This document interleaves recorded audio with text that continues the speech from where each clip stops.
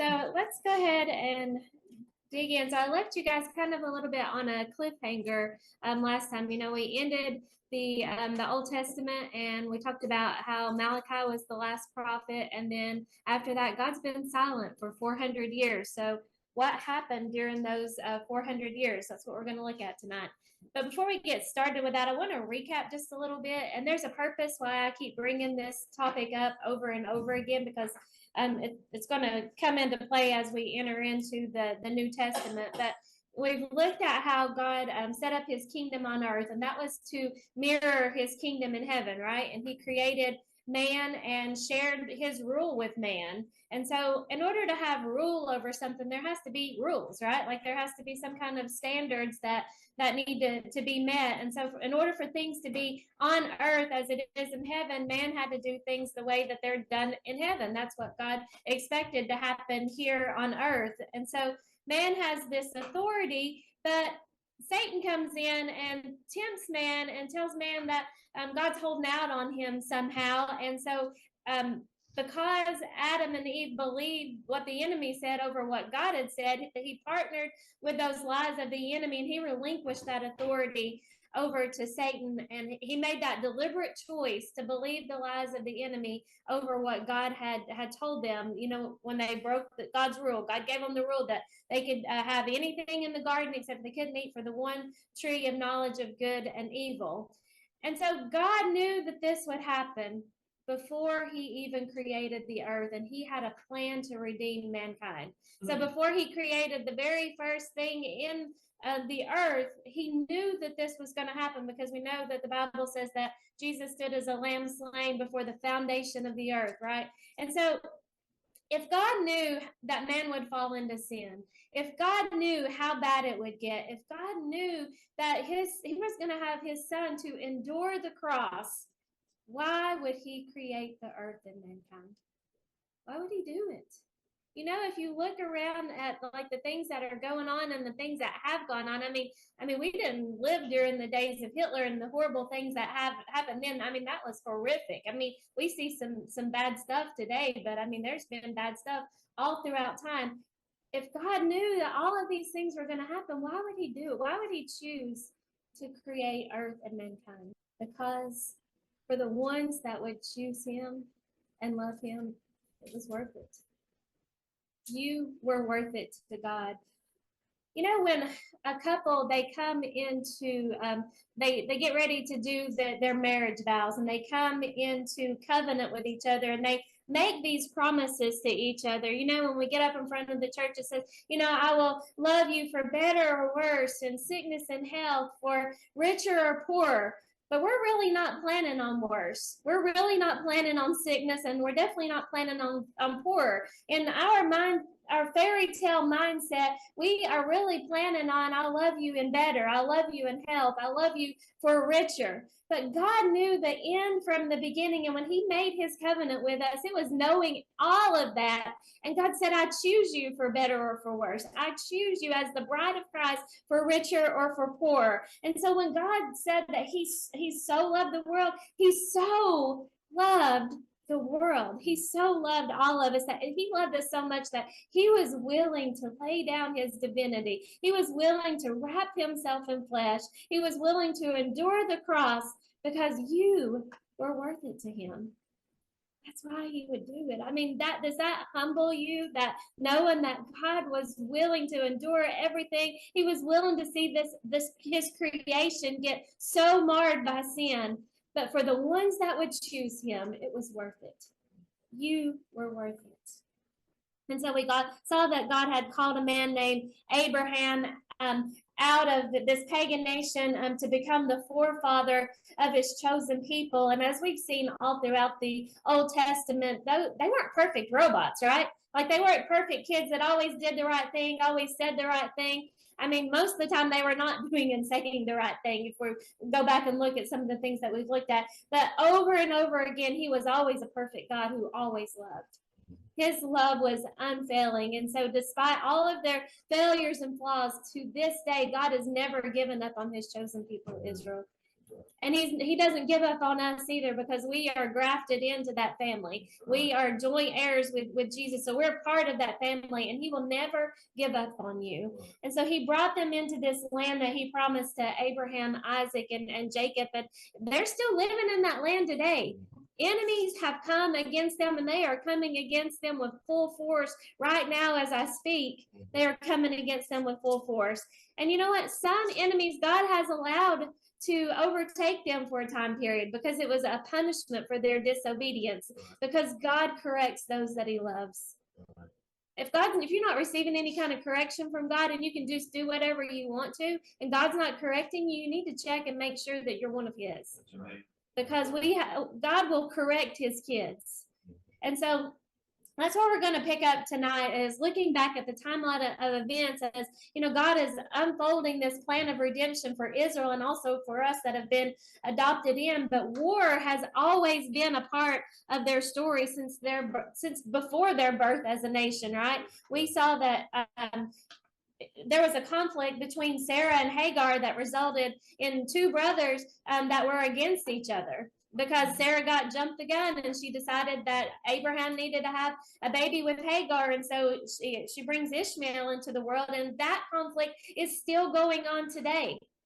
The conflict from that decision is still going on today. And then when Rebecca was pregnant with twins, Jacob and Esau, the Bible says that they struggled in her womb. And God knew that there were going to be two nations that would be separated out, and the older would serve the younger. And so I was thinking about, what causes this war? War and strife is caused, I think, from our broken identities in the garden. From Adam and Eve first doubting that they were made in the image of God, because that's what the enemy tempted them with. If you don't want to be like God, then you need to eat this fruit, right? And so we don't know who we are as a beloved child of God. And because we don't know who we are, we've got people that are still believing that God is holding out on them somehow. We've got people that act in jealousy, like she's getting more than I am, or God's better to this person than I am. God gives us everyone what we need, right? That's God. That's a just God that gives us everything that we need. Some people have that like scarcity mindset, right? Like, I need more power, I need more money, I need more control. And that's what all of these nations are. When we look at the map later, you'll see all these gigantic nations, and they're all vying for this one little piece of property on the Mediterranean Sea. They all want that little piece of power that they've not been able to get a hold of ever since God gave it to Abraham. And so people want more and more. Even when God brought the Israelites out of slavery into Egypt, and they were entering into their promised land, that land was already inhabited by people, right? It was inhabited by people that wasn't really real thrilled about having to move out. But God said that if you'll go in and you'll do what I say, I'll drive them out for you. You just got to trust me on this. I will drive these people out for you. So God was going to fight the battle for them, but they didn't believe, right? And so I want to look at how the power has shifted throughout the Israelites' history up until the time when the one true king shows up on the scene. And so in your notes, you've got a chart. So your notes this time are kind of like in a chart form on the first few pages. So where we left off, we know that Israel was united under King David, but then under his son Solomon, the kingdom splits. And there is the northern tribes, which is 10 tribes to the north, and then we have the 2 southern tribes, which is called Judah. And they come out of slavery, and they're living in their promised land, should be living their best life ever, but they begin to turn their back on God, and then they demand a king, right? Like, they want an earthly king so that they could be like all of the other nations. And God gives them that king. He tells them it's not going to be good for them, but if that's what they want, they can have it. And so they get a king, and they continue to turn their back on him. And so God sends prophet after prophet to talk to them and tell them that they have got to turn their heart back to him. They've got to start following his rules and standards, because that's the very reason that he brought them out of slavery to begin with, right? So that they could be his example to the rest of the world, that this is what it looks like to serve the one true and living God, right? And so Israel, they were the first to fall. God allows Assyria to come in and conquer Israel, the northern tribes. And so here's our map, the Assyrian Empire up here at the top, and here is Israel. And so the people that are living in Israel, it's not that they come in and just dominate them where they're at. He sends them out into other lands, and then he sends other people back to live in their land, right? And so this is because of their disobedience that God allowed this to happen. This is their enemy. You know, I mean, that'll humble you, right? There you're gonna have to swallow your pride when God allows your enemy to come in and take over your land. And then Judah, they did okay for just a little while longer, about another 125 years. But then the Babylonians and the Medes. So here is Babylonia on the map, and then Media is up here. So they get together and they decide that they are going to capture Assyria. And so there's a battle at Nineveh up in Assyria, and they conquer Assyria, which Assyria is also combined with Israel now, right? So the people, so Israel is part of that land that Assyria, the Babylonians and the Medes capture. And so also in 605 BC, Egypt is down here at the bottom. Remember, that's where they had escaped a couple of times for famine in the land. That's where they were in slavery because of the famine. But the Babylonians also come in and conquer Egypt under Pharaoh Necho in the Battle of Carchemish. Now, at the same time, at that same time, they also come into Judah, and they take the first wave of the people of Judah out of Judah and send them into captivity in Babylon. And Daniel would have been taken in that very first wave. And then in the second wave is when Ezekiel and the rest of Judah is sent into Babylon for 70 years. And just go back to Daniel just real quick. They first came in and they took the important people. They took the people that were of royal descent and that kind of thing. So they took the ones that were really intelligent. So those are the people that they moved out first, and then they came back, and then they took a second wave. And then the final straw was in 586 when Solomon's temple, the walls, everything just get completely destroyed. They come in and just wreak havoc on God's house, on Solomon's temple in 586. And so we see the power shift from Assyria, and then the Babylonian Empire is all of this here in yellow. So and an empire can consist of kingdoms within the empire. So the empire is like the overall part that somebody has conquered, and then within that empire, there can be multiple kingdoms. All right, so that brings us up to when we ended up in Second Chronicles. We saw how King Cyrus and Persia and the Medes, they joined forces to conquer the Babylonians.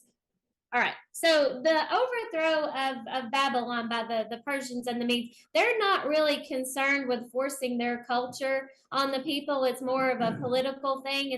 And they're not really concerned with forcing culture or religion on their subjects. The people that they had conquered, they owed tribute to the empire. They also had to do military service, but as long as they fulfilled their obligations, they were generally treated pretty well, right? And they were permitted to practice their own religion, manage their own internal affairs, but their disobedience was harshly punished by either massacre or deportation. All right, so King Cyrus, one of his very first acts as king, so he takes over this area in 539, and then one of his very first acts is to let the Jews go home and rebuild their temple. Anybody that wants to go back home and rebuild your temple, you're free to go, right?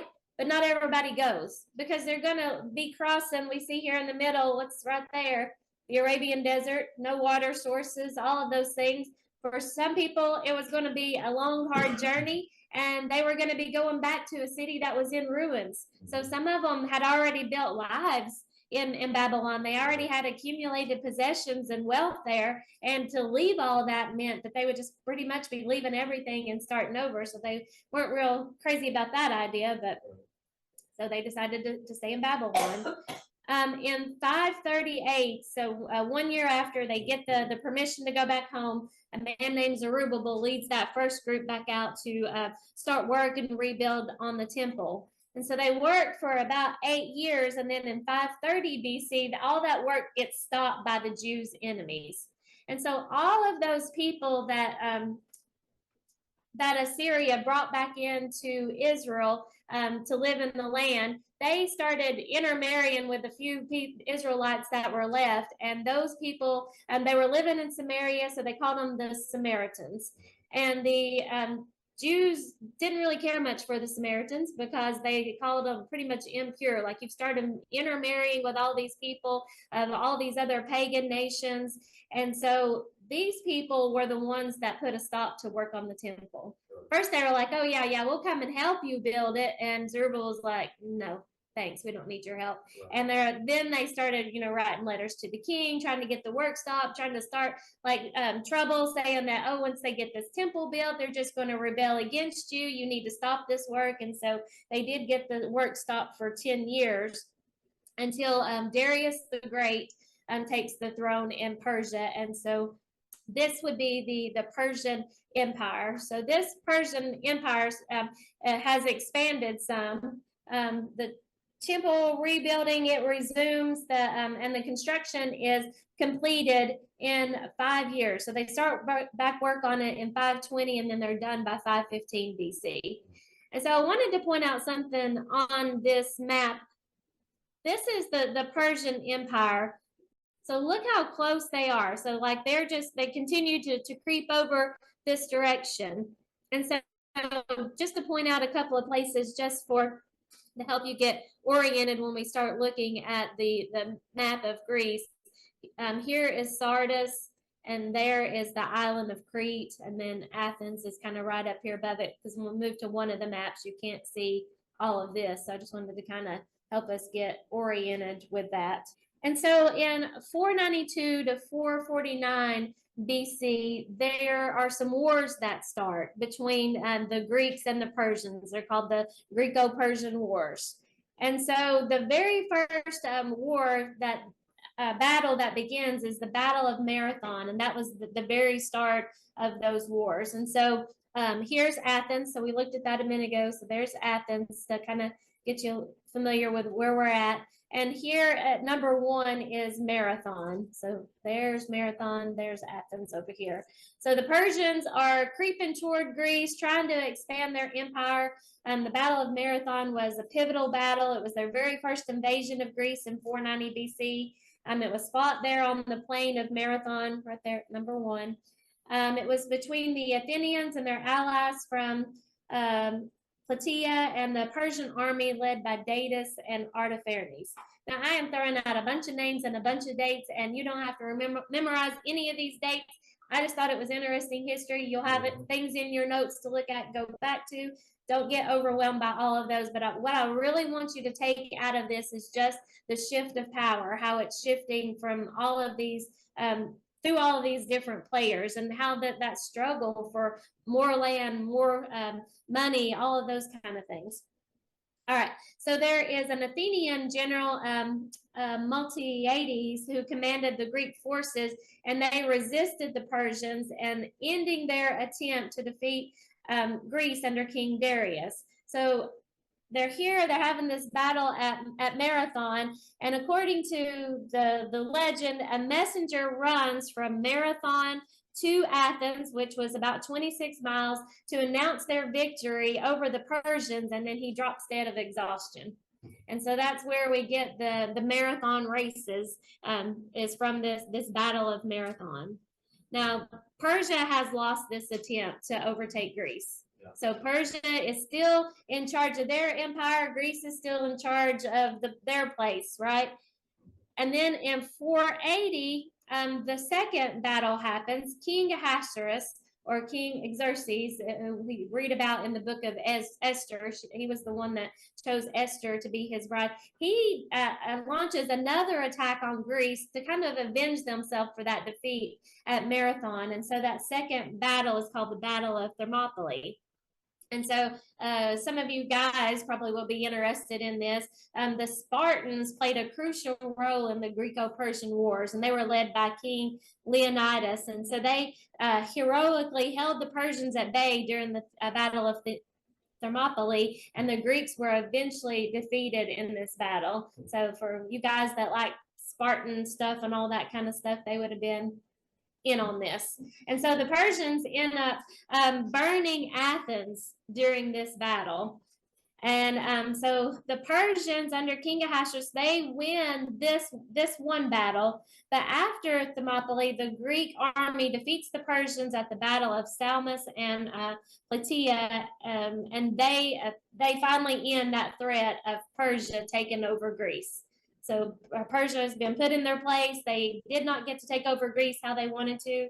In your lessons from lesson 6, on page 4, I think I put in those notes that they won the Battle of Salamis. They actually lost that battle.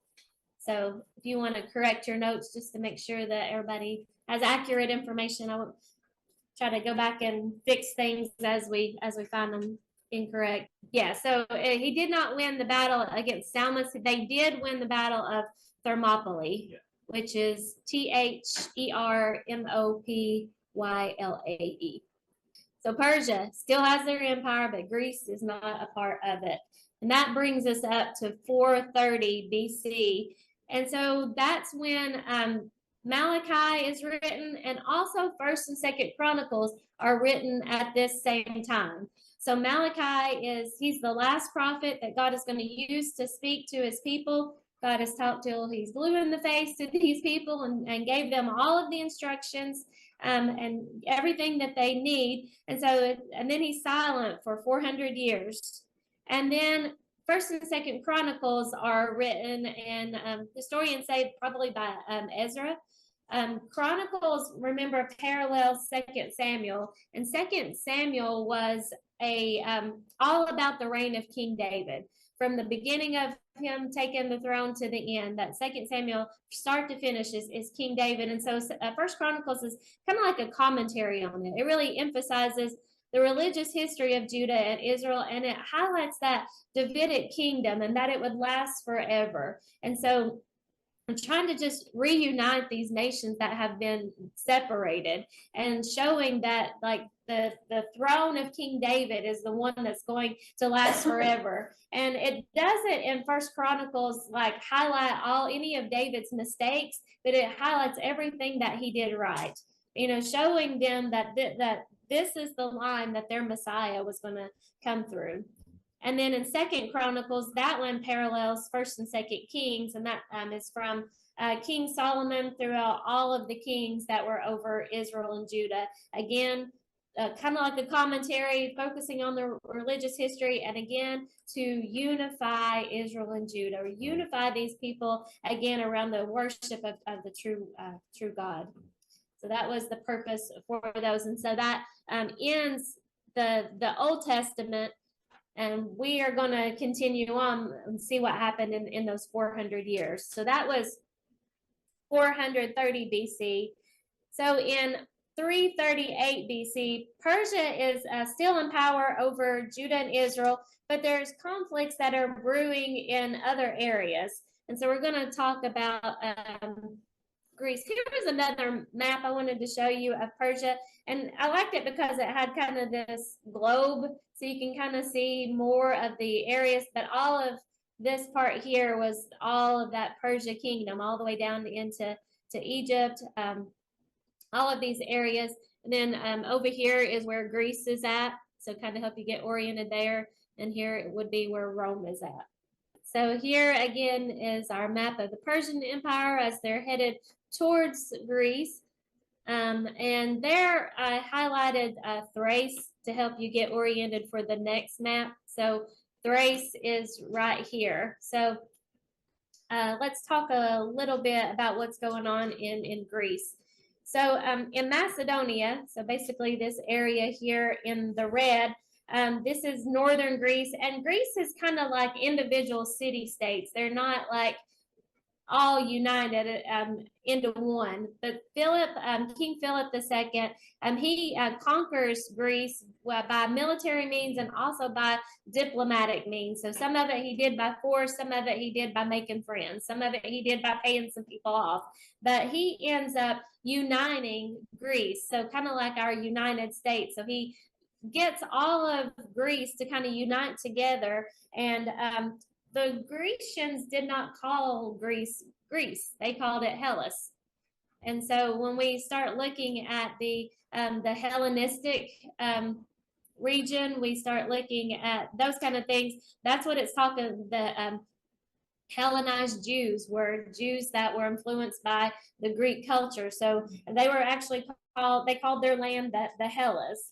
And so Philip II, he creates this federation of Greek states called the League of Corinth, or the Hellenistic League, and it's to strengthen the military forces. You know, he basically is like, we can't just be standing out here on our own. We need to unite together. These people have already tried to come for us. We've got to unite together as one. And so he joins all of that into like one single political entity. All right.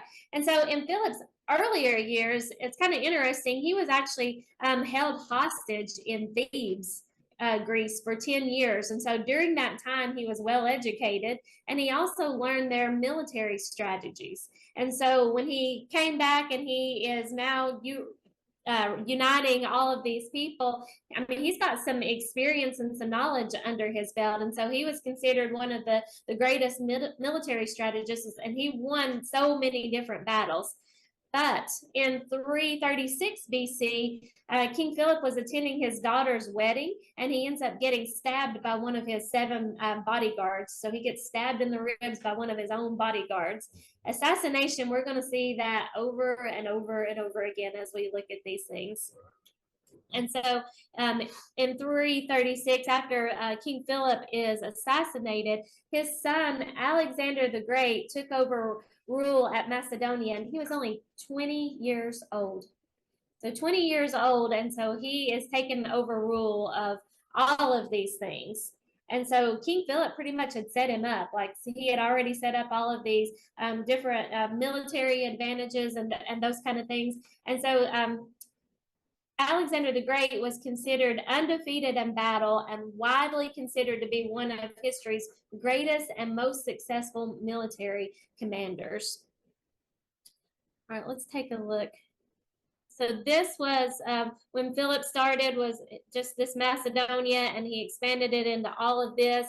And then Alexander the Great takes over. And in 330 BC, Alexander the Great, in just this little area, conquers Persia. So now Alexander the Great is over this entire empire, all of that used to be Persia, in addition to Macedonia and the Hellenistic areas now. And he did that in just 13 years. He started at age 20 and did that in just 13 years. And so when he did that, at the time, Judah was still home to many of the Jews that had returned from exile or from exile in Babylon back to Persia. So the Jews, some of them moved out of Babylon back into Persia, or into Israel, into Judah, and they would have been there. And so in 323, after 7 years after he conquers the Persian Empire, Alexander the Great, he dies. And so there were a couple of speculations of his cause of death. One was it could have possibly been malaria. Another was typhoid fever. But the one that most people consider to be accurate is that he was poisoned. And so he had been I think he died, if I'm not mistaken. Kim may know. I think he died in Nebuchadnezzar's palace, if I'm not mistaken. That they were there, they were drinking something, and he develops this fever, and he ends up dying. So, yeah, assassination was a big deal back then. They didn't like him. They would take him out. It's still that way today. Yeah. Literally. It's not changed much. No. Yeah. So this is the whole empire just that he conquered in 13 years.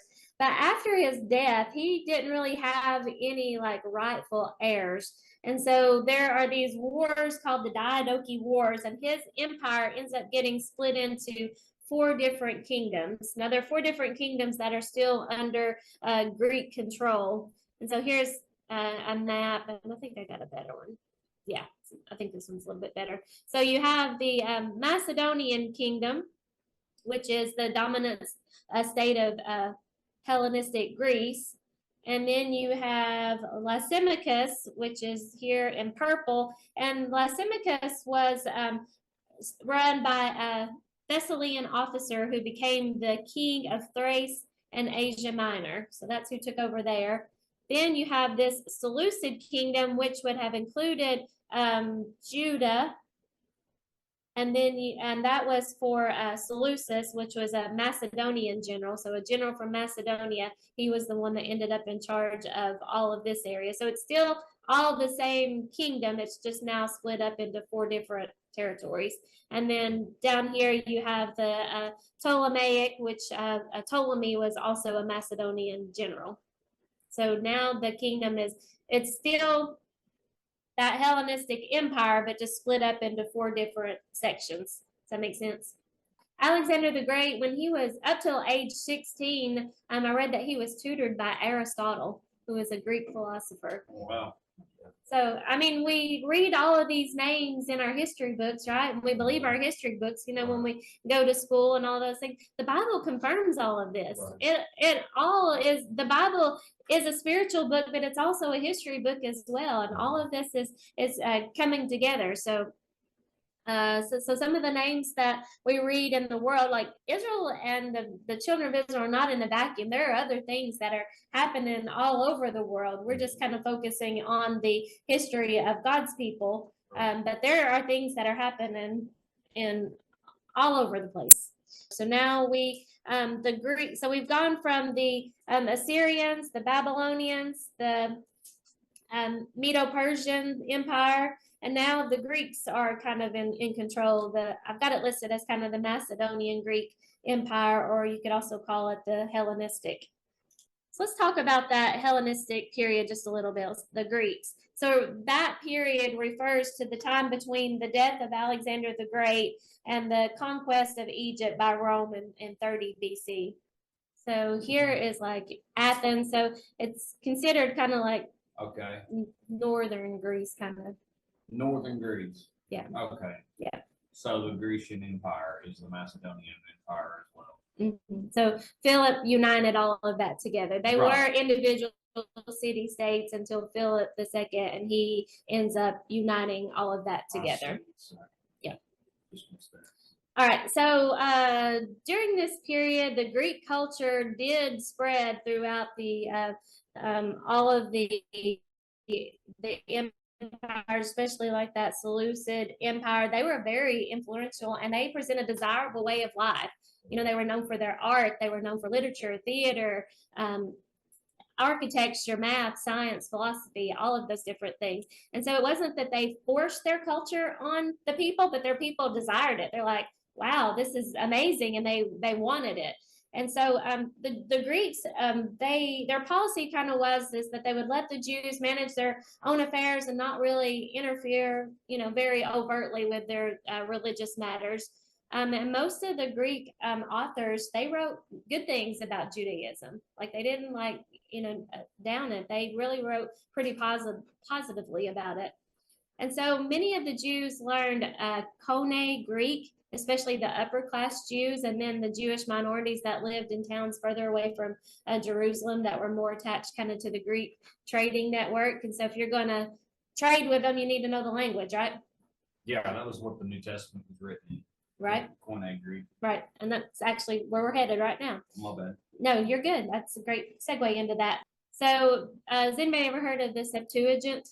Yeah. So the Septuagint is the Greek translation of the Torah, which are the first 5 books of the Hebrew Bible. And that was translated during the reign of Ptolemy. And this made the scriptures available to the Hellenistic Jews, which were the Jews that adopted that Greek language and culture that no longer spoke their ancient language, so that they could have the scriptures in the language that they spoke. And so our Bibles were translated, the Old Testament was translated from the Hebrew, and the New Testament was translated from the Greek. Right. So if you ever have used your Strong's Concordance, that's why it's split. You've got the Hebrew in the Old and the Greek in the New Testament.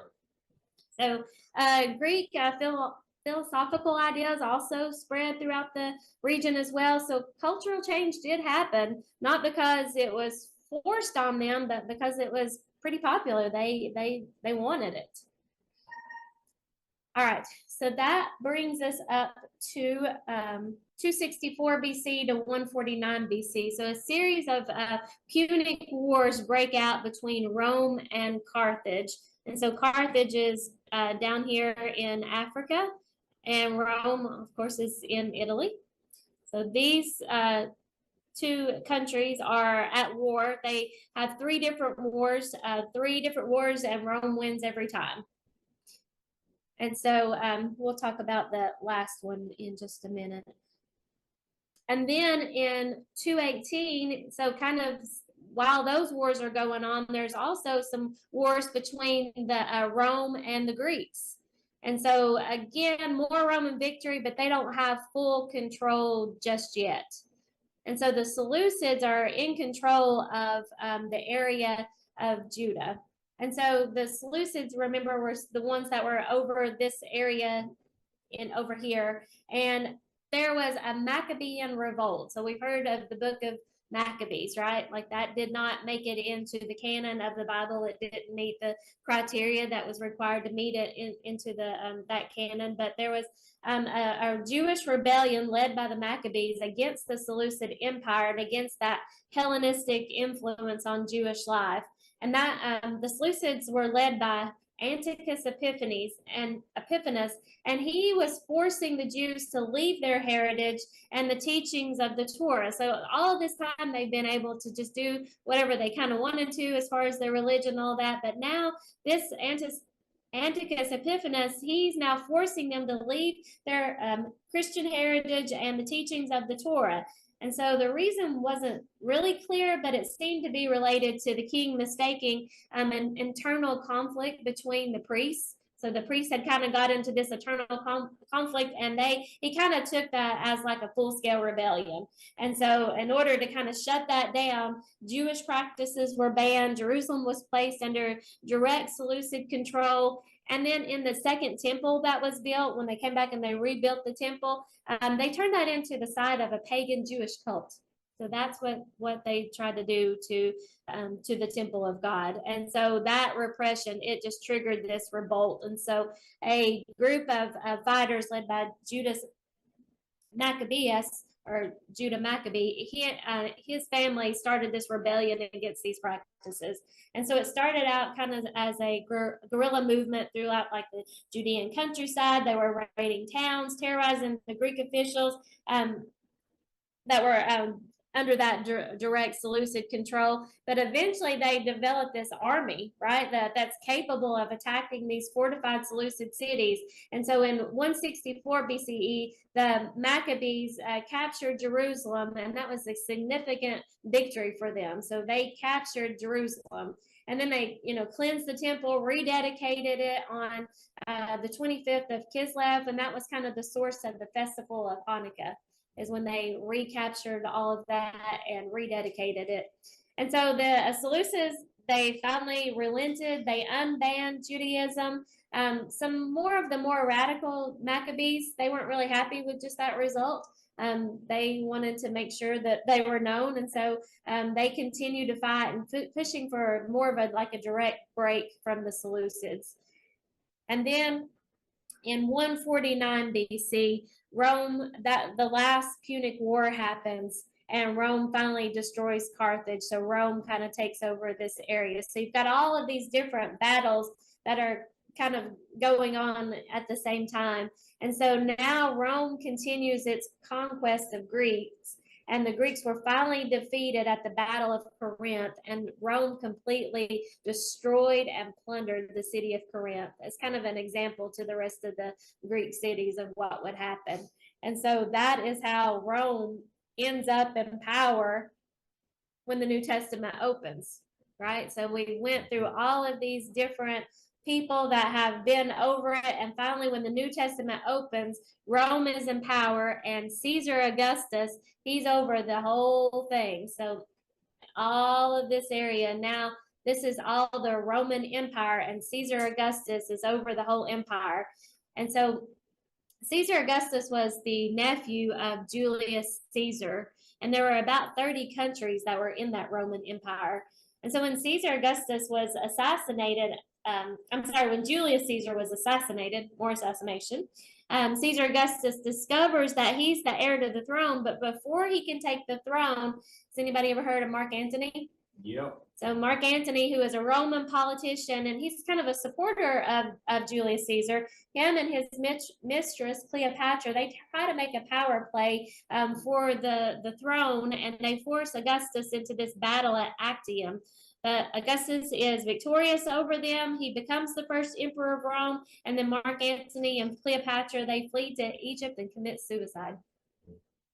So, yeah. So, has anybody ever read the Julius Caesar play by William Shakespeare?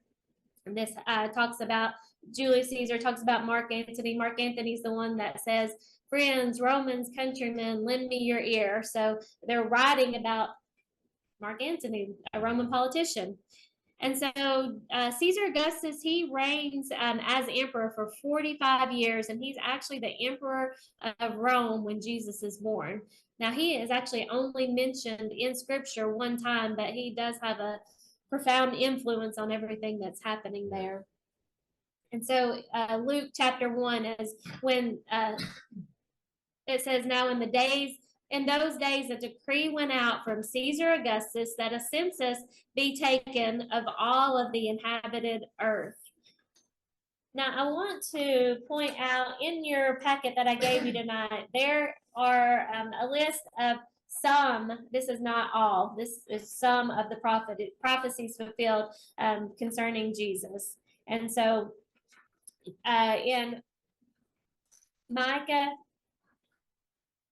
chapter number 5, verse number 2, it talks about where it was prophesied that Jesus would be born. So all of these prophets that were coming in and they were talking to the people and trying to get them to turn their heart back to God and start doing things the way that God was wanting them to do them.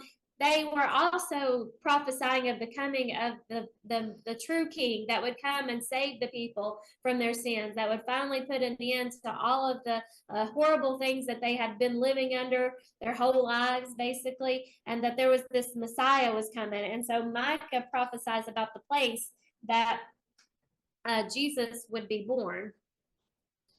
And so whenever it says that the decree went out from Caesar Augustus that a census be taken of all of the inhabited earth, there was a purpose for that. So let's talk a little bit about Caesar Augustus. So Caesar's the empire, and him and the Roman Senate, they end up appointing Herod as the great king of Judea. But Herod is not the rightful king of Judea, right? We know that the rightful king of Judea should have been from the lineage of King David, right? And Herod is not. Herod was actually born in Idumea, which is down here at the bottom, and that would have been like Edom. And so his father's name was Antipater, and he was an Edomite. So they were descendants of Esau. So remember, we talked about that struggle between Jacob and Esau. So this is where Herod was born. That was the descendants that he came from. Herod was actually the governor of Galilee. So up here in Galilee, I think I gave you guys this map too in your packet tonight as well. But so up here at the top is Galilee. So he was the governor of Galilee for about 25, when he was 25 years old before he became king. So let's look at a couple of scriptures that talk about him as well. In Luke chapter number 1, it says, "In the days of Herod, king of Judea, there was a priest named Zacharias of the division of Abijah, and he had a wife from the daughters of Aaron, and her name was Elizabeth." And then again, after Jesus is born, in Matthew chapter 2, it says, "Now after Jesus was born in Bethlehem of Judea, in the days of Herod the king, Magi from the east arrived from Jerusalem, saying, 'Where is he who has been born King of the Jews? For we saw his star in the east, and we have come to worship him.' And when Herod the king heard this, he was troubled with all of Jerusalem, and all Jerusalem with him." And so Herod's troubled about this because he's not in the right seat, right? Like he is not truly the one that was supposed to be in this position. So he has heard now that this king has finally showed up, who's been prophesied all of these years, and he's saying, "Where is he who's been born King of the Jews?" Now, when it says that the Magi arrived from the east, where did they come from? So let's go back and look at our map. If we're looking at Israel and Judah, and we go east, where could those Magi possibly have come from? So remember all of those people that got deported into Babylon, right? And not everybody left from Babylon, right? So could it have been one of the descendants of people that were still living in Babylon? They would have also had the manuscripts, right? They would have had the Old Testament scriptures. They could have been astrologers who had copies of the Old Testament scriptures, and they knew what this star meant when they saw it. And so that was something that was interesting to me when I started studying this again, because we heard about, these people from the east came, but who were these guys? Why did they show up? Why are they looking for this king to be born? And so when we start looking at, they were Magi from the east, and to the east of Israel was Babylon, So right? you're saying they basically were Israelites when they got captured, descendants from Israel that stayed in Babylon and were raised in Babylon ways like magic. It But then could they saw the star, and though they were astrologers for Babylon, they knew that this was a special star, and then they got them saved basically when they went and saw Jesus. So it could have been descendants. It also could have been people that just had, there would have been copies of the manuscripts in their land. I don't know if they were descendants, but it's possible.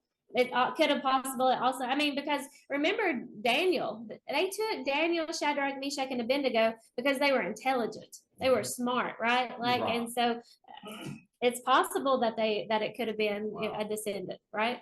That's why it helps, looking at the maps and kind of orient yourself with the maps, and looking at the places that you're at.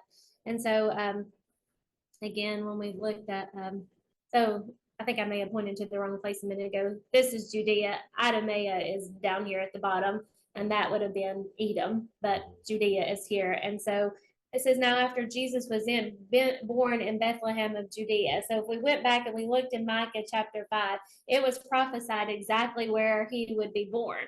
Now, Joseph and Mary, they were living in Nazareth, right? So they were way up here in Galilee, but Joseph was actually from Bethlehem. So because Caesar Augustus called for the census and sent Joseph back to the place that he lived in, that fulfilled that prophecy that Jesus would be born. And it happened just at the exact time when Mary was almost ready to give birth, that they had to go back. And so there's no coincidence that that's how that they ended back up there. And so, that's just God can use the heathen just the same as he can his people, right? He can use them for his purposes. All right. So after Herod the Great's death, so he dies in around 4 BC, his kingdom gets split up. So we're just talking about this area here again in Israel, Judea, Judah. That's the place that we're talking about. So his kingdom gets split up into 4 provinces, and his sons become the tetrarchs over these divisions. Now, a tetrarch is really just a Roman governor. It means a ruler or governor of 1/4 of a kingdom. And so the role of the tetrarchs, and this will be important when we look later on, but the role of the tetrarchs was to be administrators of the Roman law. They were the chief judge, and they also had the sole right to impose capital punishment. And so you see how that can be important later. And so this Herod's kingdom, it included the regions of Judea, Samaria, Galilee, Idumea. It also included regions east of the Jordan River as well, Perea, Pamphylia, Arenatus, and Trachonitis. And so King Herod had 3 sons, and so he splits up his kingdom by his 3 sons. Archelaus, he ends up getting put over Judea, Samaria, and Idumea, right? So he's over all this area kind of in the pink. Now he gets quickly dismissed because he makes a bunch of bad decisions, and so they kind of kick him out of that area. But in Matthew 22, so when Mary and Joseph, they find out that like Herod the Great is going to kill all the newborn babies, right, 2 and under. So they flee to Egypt. And so then God comes to them in a dream and tells them, like the King Herod's died, you can go back. So Matthew 21, I'm sorry, 2:21 and 22, it says, So Joseph got up and took the child and his mother and came into the land of Israel. But when he heard that Archelaus was reigning over Judea in place of his father Herod, he was afraid to go there. Then, after being warned by God in a dream, he left for the region of Galilee. So Archelaus is one of King Herod the Great's son. So it was one of his sons. He was over that whole area in pink. And then Herod Antipas was the one that was over Galilee. So apparently Archelaus was worse than Herod Antipas, and so they go back to Galilee instead of going back into Judea. And then one other area, the area over here was the Tetrarchy of Philip, and he was over all this area over here in the blue. So there's been this shift of power, right? Like, I mean, it's been shifted from the Assyria, the Babylonians, and God has, he's been silent during this whole time because God has spoken, right? Like God has sent prophet after prophet to tell the people that they have got to turn their hearts back to Him. They've got to follow the standards and the rules. And so next time when we get together, we're going to look at the life and the ministry of Jesus. But we wanted to kind of get to the point where we see, some of these prophets and how God used other people to line circumstances up the way that they needed to be lined up.